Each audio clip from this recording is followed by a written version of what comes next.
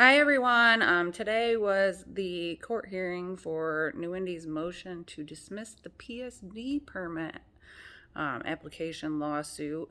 That was the second one after the class action filed by Elrod Pope and team.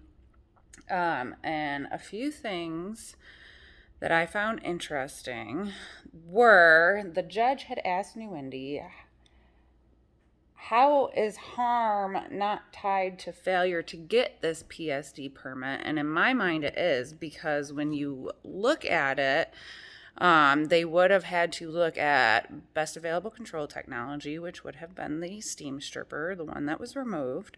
There would have been public input. There's a few things that would have happened that we didn't necessarily get with New-Indy's misrepresentation to DHEC. So, we go back and we remember they use the Water 9 model, which is only really effective if the wastewater treatment plant is operating properly. And we know that it was not even before the changeover. When you're talking 18 feet of sludge in a 20-foot basin, totally unacceptable. And, I'm not a fan of DHECs, but they wouldn't have known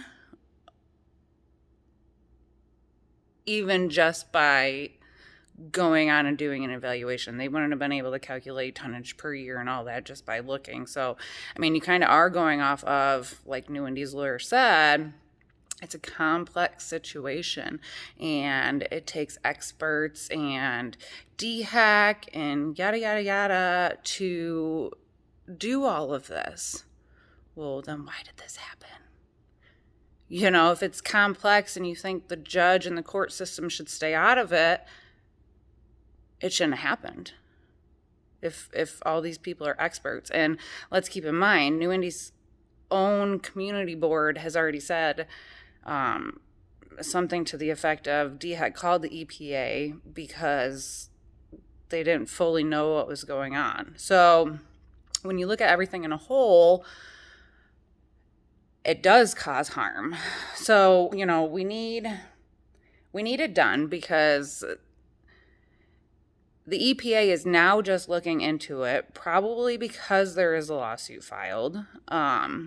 Nothing's really happened with it, but New-Indy still has paper machine number 2. So if market conditions allow, they could still increase production.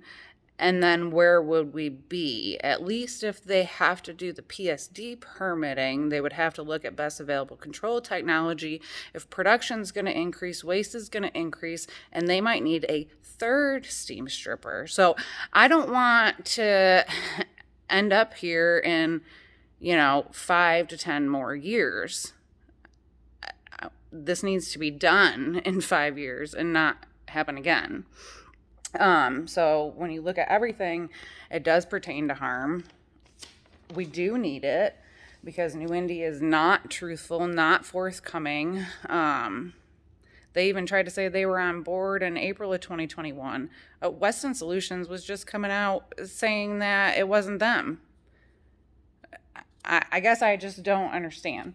Another thing that I found interesting was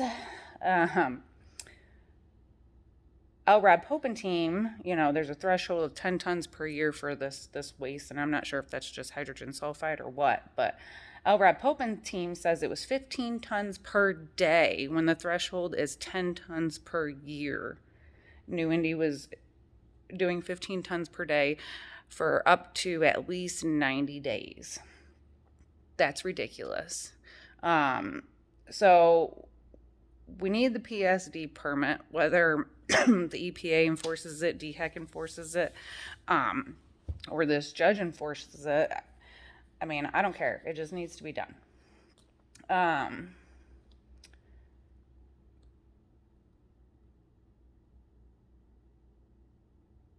Also, I'm still concerned with the seam stripper. So